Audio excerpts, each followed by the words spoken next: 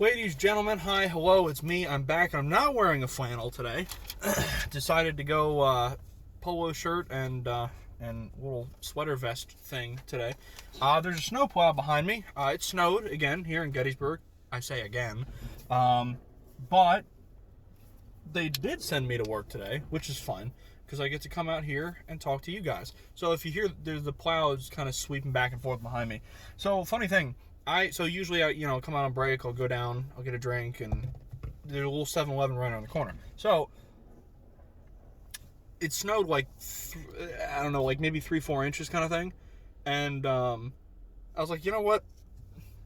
It's noon, by the way. It's not 2:00. I have a all afternoon webinar that starts at 1, so I'm going to come out and take the break early, and it was snow all over the ground. And this parking lot that I park in all the time, this dude, what was I saying? Oh, I wanted to come out and get this done early so I could go back in and make my webinar, but so this parking lot is kind of like up and away, but I always park here. Just I'm not really sure why. I just always do. So this is like this corner in this parking lot is my parking spot. So I came out of here, and the plow hadn't gotten to this parking lot yet. So I was like, you know what? Fuck it. I'm just gonna roll, and I just drove out through the snow, came back into the lot, pulled into my parking lot, trudged right through the snow. 2-wheel drive car. That's right. So, anyway, as for the purpose of today's video, I'm back on the list grind. I have a list here of all of the Eagles free agents, and I'm going to talk about if I think they should stay, if they should go. I've got unrestricted, restricted, and exclusive rights free agents on here. The Eagles have 3 restricted free agents and 2 exclusive rights free agents, which I actually had to look up what those were. I had never heard the term exclusive rights free agent before, so I had to go look that up. But both of the Eagles ERFAs, I would be amazed if we didn't keep them for some reason.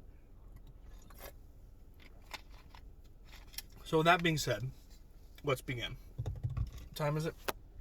I've got about 20 minutes. So, first up, and I'm bringing this up as first because it's already happened and I'm good with it.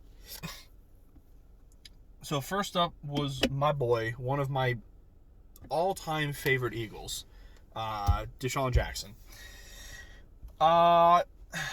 Listen, I was super, super, super excited when D-Jax came back home. I was excited to see the Wentz connection with D-Jax, and we got to see it, and it was magnificent, and then he got hurt. And then I was like, all right, you know what? He's getting older. It happens. Next season. This season rolls around. We got to see Wentz to D-Jax again, and he got hurt again, and it was pain. But with all that being said, he's getting old. I know he wants to play again this upcoming season. I just don't think it's a good fit anymore. I just think with his age and his injury history and the fact that I think the team is looking to get younger for the most part, and the team is younger for the most part at receiver. New quarterback coming in. I just think moving off of him is the right thing to do. And that's already happened. We released him. Hopefully he goes somewhere and is successful. But for this year, it was the right thing to do to move off of him. Next up is Jason Peters. There should be no discussion at this point. I was happy when we brought him back 2 years ago. This year when we brought him back, I was kind of like, okay, really? This season, my God, he needs to... Listen, love Jason Peters. One of the best left tackles to ever play the game. He will always live in Philly history as the bodyguard.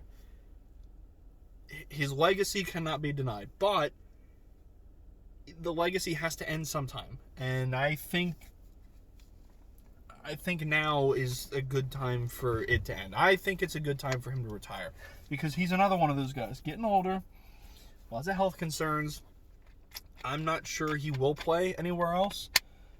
I'm not sure if he wants to play next season. I haven't really heard anything, but he needs to be done with Philly. It's time. Next up is a tough one for me. Jalen Mills. So, people who keep up with me on Twitter know I am actually a Green Goblin fan. Was he a great corner? No. Was he a great safety? Not really. I thought he might do a little better at safety. And who knows, maybe he still could. But because, say what you will about his coverage skills, because his coverage skills are not great. But his red zone defense is like second to none. The 2017, the year we went to Super Bowl, he was rated the number 1 corner in red zone coverage that year. I'm like, how do people miss this? Like, and it's another one of those things. Maybe this is just how I watch football. I watch football. Like, you can't look at Jalen Mills, and yes, he gave up a lot of big stuff down the field. He got beat on double moves quite a bit. But when you put him in a scenario where he physically can't get beat on double moves because there's no room for the receiver to run it. Jalen Mills' red zone coverage is, and always has been phenomenal. But people don't want to give him credit. I just liked the swagger. You know, I think his personality was great for the team, for the defense.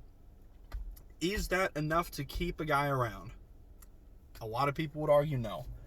Jalen Mills is one of those guys. If the Eagles bring him back on another, like a cheap 1-year deal kind of thing, I won't be upset. And if they let him walk, I'm not going to be terribly upset either. Either way, it is what it is. Nate Sudfeld. I am actually in favor of keeping Nate Sudfeld as long as it's cheap. He's been here for a while. Well, actually, let's put it this way. I am in favor of having a veteran quarterback to back up Jalen Hurts and teach Jalen Hurts. Like, if you want to bring in, like, I wouldn't be mad at Ryan Fitzpatrick whatsoever. I wouldn't be upset at all. But, I mean, I think Nate Sudfeld's been here for a few years. I know it's different coaching coming in, but I feel like Nate's been around long enough. But he's another one of those guys, if the Eagles want to let him walk and bring in a different vet. Somebody floated the idea of drafting another quarterback like in the 5th or 6th round to back up Jalen Hurts. No, terrible idea. I mean, terrible idea. Keep somebody behind Jalen Hurts who's been around, knows the game, knows what to do. I think Nate Sudfeld could do that. If Philly wants to go out and find another veteran backup somewhere, not opposed. As long as he's cheap and as long as he's been around. So, again, if they let Sudfeld walk and bring in somebody else, it doesn't matter. But, Nickel Roby-Coleman, get him the hell out of Philadelphia. He was awful this season. I don't think I'm exaggerating at all when I say I think he had maybe like 2 good games or like 2 good plays all season long. I mean, he was fucking terrible all season long. Every time, I swear, it was like every time I'd watch a game and something bad would happen in the secondary, and I'm like, oh, who gave up that play? Oh, it was Nickel Roby-Coleman. Oh, okay. And it sucks because he was one of the guys I was kind of excited about. He was like that low-key signing that I was like, oh, this could actually turn out to be a pretty good move, slot corner. And he was decent in LA. I mean, he was he wasn't as atrocious as he was in Philly. But that's my get him the hell out of here. Next up, this has been a big point of contention, specifically between myself and a number of people in the fan base. There's a lot of people in the fan base. I understand the team is wanting to get younger, and I understand getting younger is a good thing. But there are people in the fan base who seem to think that everybody over the age of 30 should be cut from the team. You know, everybody over the age of 27, 28, gone. They're not worth it. We need to get younger. A, you need veteran leadership. You need veteran presence. And B, if you have veteran players who you can re-sign for cheap and are still productive, why are you so against this? Who am I talking about? Vinny Curry. He was productive last season. He still had... It's not like he was one of those, 30-some-odd-year-old defensive ends who was just kind of fucking around, maybe got half a sack somewhere during the season. No, Vinny Curry's still productive. And I have not come across many people who want to keep him, and I'm not sure I get it. If you can re-sign him for cheap, he's still productive. What? I understand you want to get better, or you want to get younger at defensive end. But if you've still got productive vets, what's it matter? Just push it off a year or 2 years or however many years. I'm big in favor of keeping Vinny Curry. Hassan Ridgeway, I'm also in favor of keeping him. He's a big guy, can plug up the middle, good against the run. I was happy when we signed him, and I'd be happy if we still keep him. Strap, I like Cravon LeBlanc a lot. He's played well enough that I think I thought this past season, I thought maybe he would start some at slot, but I don't think he ever did. I'm in favor of keeping Strap. I don't think he'll be expensive. Even if you find a good slot corner somewhere, I think he's great depth, if nothing else. And I'll say that about... There's none of these guys on this list, by the way, that I would be willing to dole out huge money for, right? Most of these guys, it's a lot of special teams guys, a lot of rotational, even like Vinny Curry and Hassan Ridgeway. At best, they're rotational guys. But, I mean, that's how our defensive line... Well, that's how our defensive line has always been. We don't have Jim Schwartz anymore. So I guess we'll see. But there's nobody on this list that should cost big money. So, that's the underlying theme here. The first restricted free agent we have is Richard Rodgers. I am wholly in favor of keeping this man.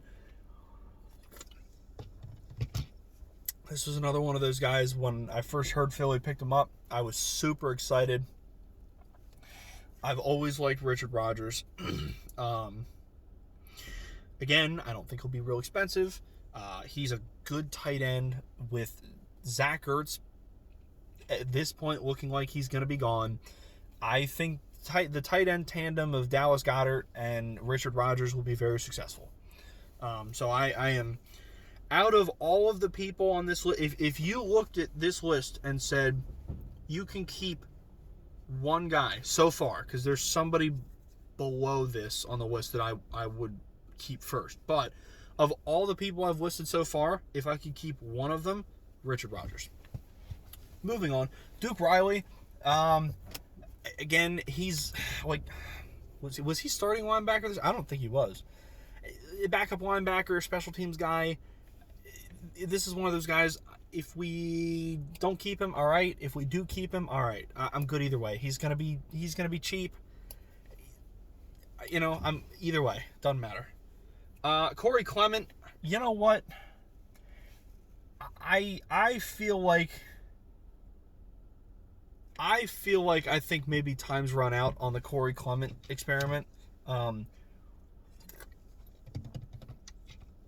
Because in my mind, he's third in the rotation for a running back at this point. Miles Sanders and Boston Scott. And beyond that, I don't think it matters who you have. I mean, this is one of those guys. If we re-signed him for stupid cheap, I'm not mad. But I honestly feel like we can let him walk. Cam Johnston. He is a restricted free agent this year. I'm going to be honest. There were literally like 3 consistent things this year. Alex Singleton is a stud. Jason Kelsey's still an animal. And our punting. Our punt team was the only consistent piece of the Eagles this year. That's it. So this is the guy. If you could look at this list, say everybody else is gone, keep one person, Cam Johnston. Because he's always been consistent. When was the last time?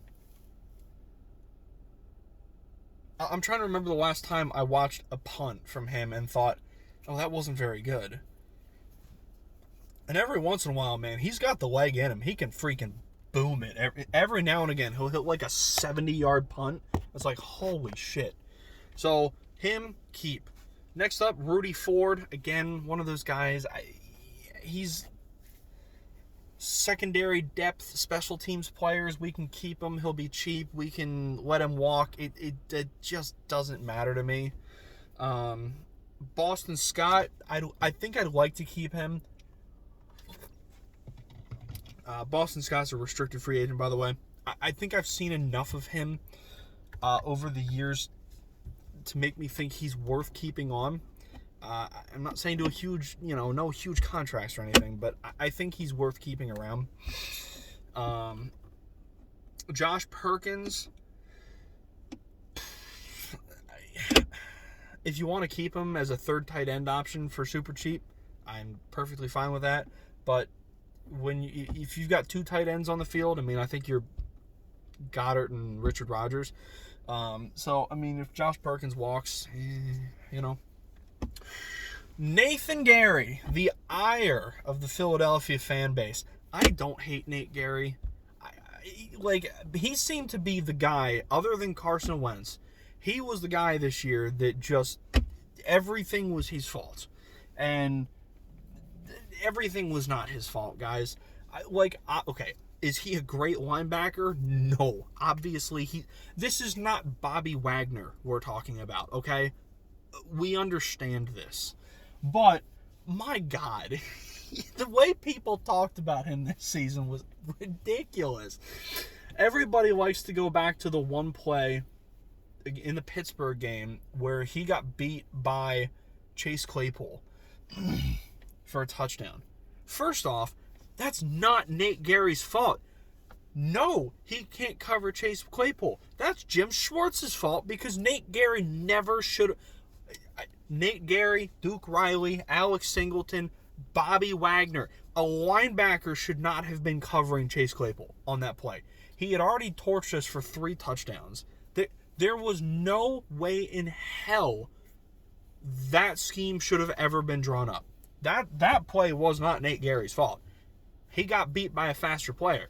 That's on the defensive coordinator. That's just the example I can think of off the top of my head. Listen, I know he's not great. Am I in favor of re-signing him? Again, not particularly. If they bring him back, will I be mad? Nope. If they let him go, will I be mad? No, not really. Excuse me. Yeah, Whitesnake. He's one of those guys. Either way, bring him back, don't bring him back, whatever. Now, the 2 exclusive rights free agents we have, I'm not even sure there's an option for them to not be on the Eagles next year, but if there is, I want them both here, is Greg Ward and Alex Singleton. Alex Singleton was literally the only bright spot of the Eagles this past season. He was outstanding, and I want him back. Greg Ward, I want to keep him. He's shown, I mean, every once in a while he'll fuck up and drop something, but he's been, considering what he was and what he, considering what he's viewed as, like, around the league, like, he's just a guy, right? He's just a no-name receiver. But I like him enough that I would keep him. But again, the two of them are ERFAs, and I'm not even sure, like, I don't even think they're allowed to go sign with another team. So, you know, I want them both back. That's the long story short. But I think they're going to be back anyway. So, there was a lot of meh on that list. Because we've got a bunch of guys that are meh. You know, a lot of special teams guys, a lot of depth players. So, probably half this list, I could go either way. Sign them, don't re-sign them, whatever. So, to recap, Djax gone. Jason Peters gone. Jalen Mills, Nate Sudfeld, Nickel Roby-Coleman, gone. Vinny Curry, keep. Hassan Ridgeway, keep. Strap, keep. Richard Rodgers, keep. Duke Riley, Corey Clement, meh. Cam Johnston, keep. Rudy Ford, meh. Boston Scott, I would keep. Josh Perkins and Nate Gary, Singleton and Greg Ward, keep them both. There you go. There is my thoughts on Eagles 2020 free agency. As in the people that are free agents for the Eagles. As for bringing in free agents, I don't really know. I don't know who else really is. There's a free agent tracker that I look at, and I don't think it's been updated yet. So I'll look at that at some point, and I can make a video about people I want the Eagles to bring in. But that video can be down the road. So that's today. I'm going to let you go. I have to go sit in a 3-hour webinar this afternoon. So yay. And then I'll be going home and posting this video. Hopefully it's up tonight, as long as I remember to actually post the damn thing. So, with all that out of the way, I will talk to you later. Have a good rest of your afternoon. Enjoy the winter weather if there's snow where you are. And, yeah, go Birds.